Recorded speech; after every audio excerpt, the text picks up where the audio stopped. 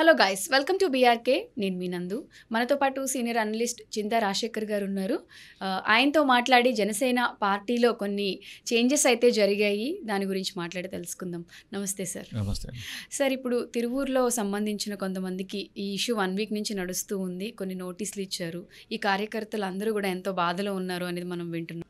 తిరువూరులో ఏం జరిగిందంటే అక్కడ ఉన్న ఎమ్మెల్యే శ్రీనివాసరావు, కొలికపూడి శ్రీనివాసరావు అనే రైతు ఉద్యమ నేత, తెలుగుదేశం తరఫున చాలా స్ట్రాంగ్గా మీడియా డిబేట్స్లో గత 5 సంవత్సరాలు వాళ్ళు విపక్షంలో ఉన్నప్పుడు వాళ్ళకి సపోర్ట్ చేశారు. ఆయనకి ఎమ్మెల్యే టికెట్ ఇచ్చారు, ఎమ్మెల్యేగా గెలిచారు. గెలిచిన తర్వాత అతని పనితీరు బాగాలేదు అని కొన్ని కంప్లైంట్స్ వచ్చాయి. అలాగే అక్కడ కొన్ని అక్రమ మైనింగ్లు జరుగుతున్నాయని, కొన్ని దాడులు జరుగుతున్నాయని చెప్పేసి వస్తే జనసేన సమన్వయకర్త, ఆ నియోజకవర్గానికి సమన్వయకర్త ఏం చేశారంటే పార్టీ దృష్టికి తీసుకెళ్ళడానికి ప్రయత్నం చేశారు. ఆయన జనసేన పార్టీలో ఏముంటుందంటే ఎవడు పట్టించుకోడు. జనసేన పార్టీలో కేర్ నాట్ ఒక సిస్టమ్ కానీ ఒక హైరార్కీ కానీ ఏం ఉండదు. సరే అంటారు. First of all phone lift చేయడమే కష్టము. ఫోన్ లిఫ్ట్ చేసిన తర్వాత సరే అంటారు. దానికి దిక్కు దివాణం ఉండదు. ఒక ప్రాపర్ ఛానలైజ్ చేయడం కానీ, గ్రీవెన్స్ రిటర్సల్ కానీ ఏం ఉండదు. సో ఆయన చూసి ఆయన కంప్లైంట్ చేయగానే ఆయన మీద దాడి జరిగింది.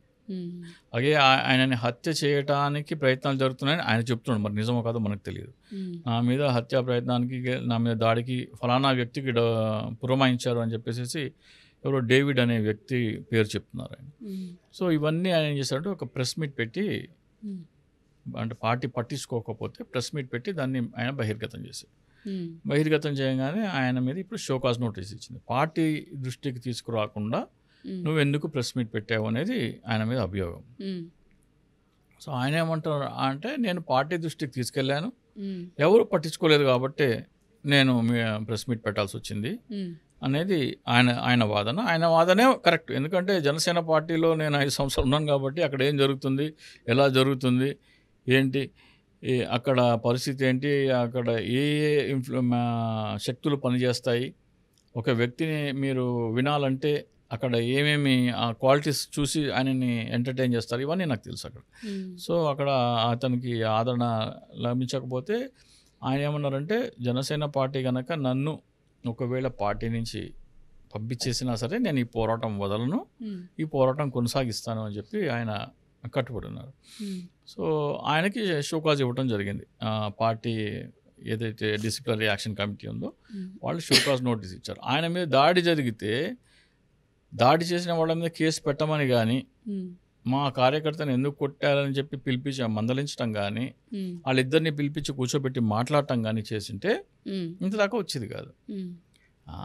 జనసేన కార్యకర్తలు అంటే కొట్టండి, తిడితే తిట్టించుకోండి, కొడితే కొట్టించుకోండి అంటున్నాడు పవన్ కళ్యాణ్ అంటున్నాడు.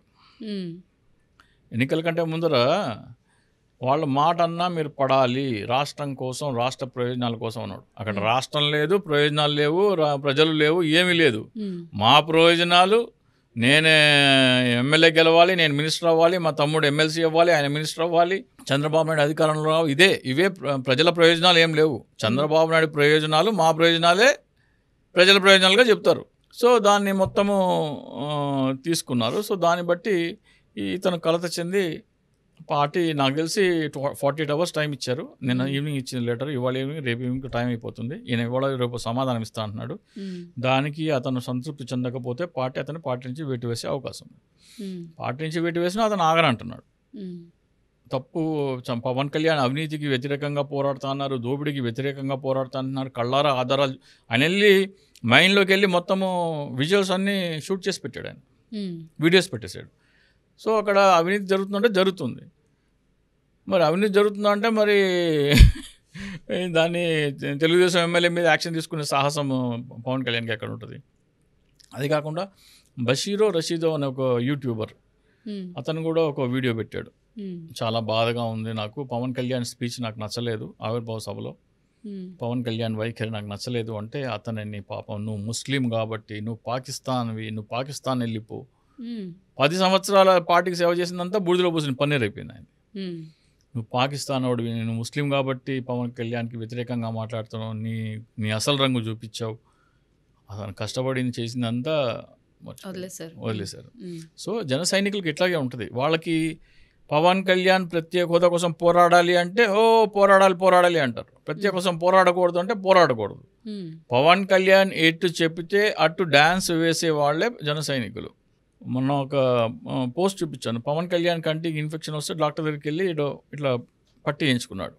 ఆ ఫోటో ఒకటి పెట్టి ఒక పోస్ట్ 5-6 సంవత్సరాలు అయినట్టు జరిగి ఆ పోస్ట్ ఏం పెడుతుంటే పవన్ కళ్యాణ్ ఎవరికో కన్ను పాడైపోతే కళ్ళు దానం చేశాడు పవన్ కళ్యాణ్ అని చెప్పి, అన్న నువ్వెందుకు దానం చేసావన్నా, మేము ఇచ్చేవాళ్ళం కదా, నీకెందుకు అవసరం అని. అంటే పవన్ కళ్యాణ్ అంతటి దయార్ద్ర హృదయుడని, ఎవరికైనా సరే కన్ను పోతే తన కన్ను ఇచ్చేస్తాడని, ఎవరికైనా గుండె పాడైపోతే తన గుండె ఇచ్చేస్తాడని ఈ భ్రమల్లో బతికే వాళ్ళే జన సైనికులు.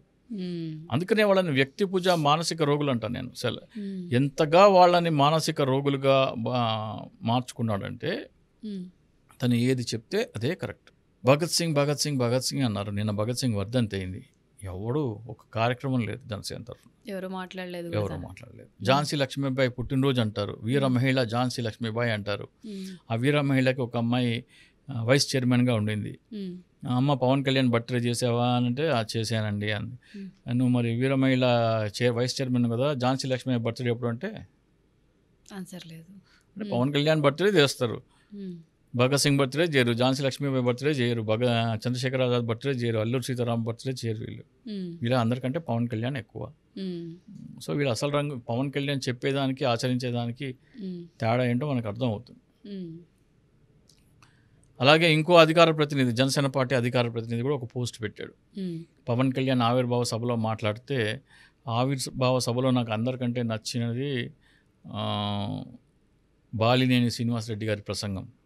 ఎందుకంటే ఆయన జనసేనకులను పట్టించుకోండి పవన్ కళ్యాణ్ గారు, వాళ్ళు ఎటు కాకుండా అయిపోతున్నారు, వాళ్ళు నలిగిపోతున్నారు అని చెప్పి ఆయన పోస్ట్ పెట్టారు.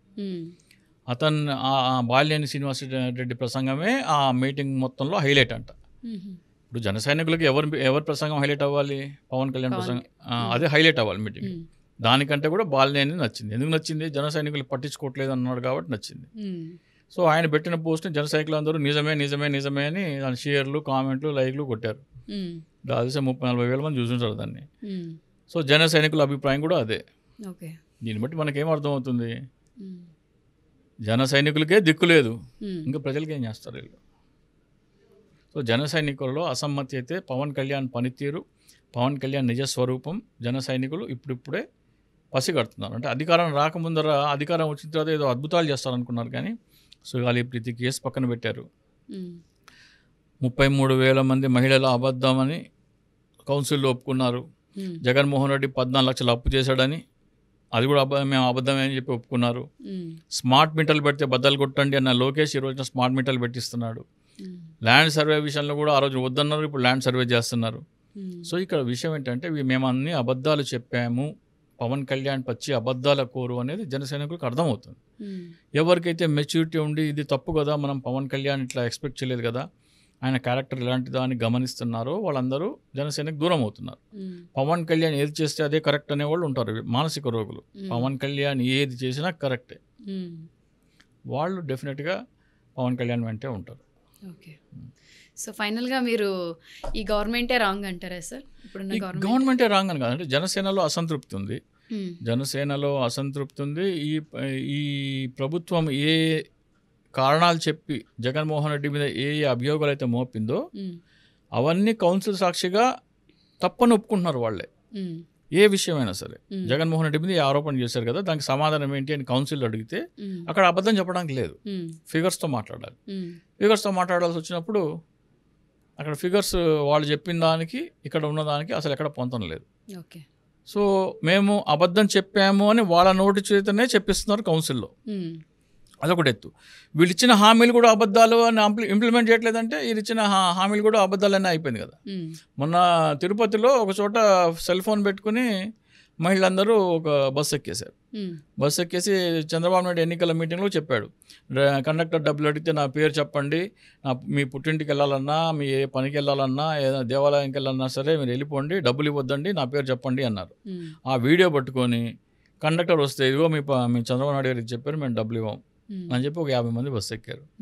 అది ఇప్పుడు రేపు పొద్దున రాష్ట్రం అంతా ఇంప్లిమెంట్ అయిపోయింది అనుకోండి.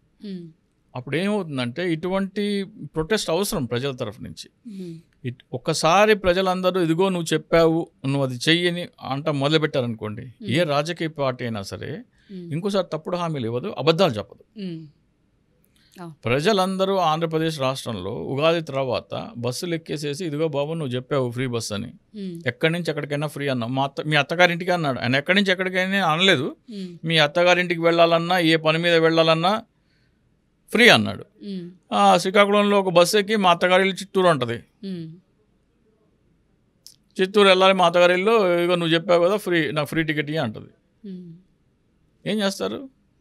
అయితే అది ఇంప్లిమెంట్ అన్నా చేయాలి, లేదా మీకు అబద్ధం చెప్పి మోసం చేసి ఓట్లు వేయించుకున్నారన్నా ఒప్పుకోవాలి. ప్రజలందరూ ఇటువంటి మోసాలని, మోసపూరిత హామీలని ఎండగట్టాలంటే ప్రజలందరూ రివోల్ట్ అవ్వాలి. రివోల్ట్ అయితే కానీ ఇంకోసారి ఇటువంటి రాబోయే ఎన్నికల్లో ఏ రాజకీయ పార్టీ అయినా సరే ఒక గుణపాఠం అవుతుంది. ప్రజలందరూ ఇటువంటి వాటికి ముందుకు రావాలి. Okay sir, thank you.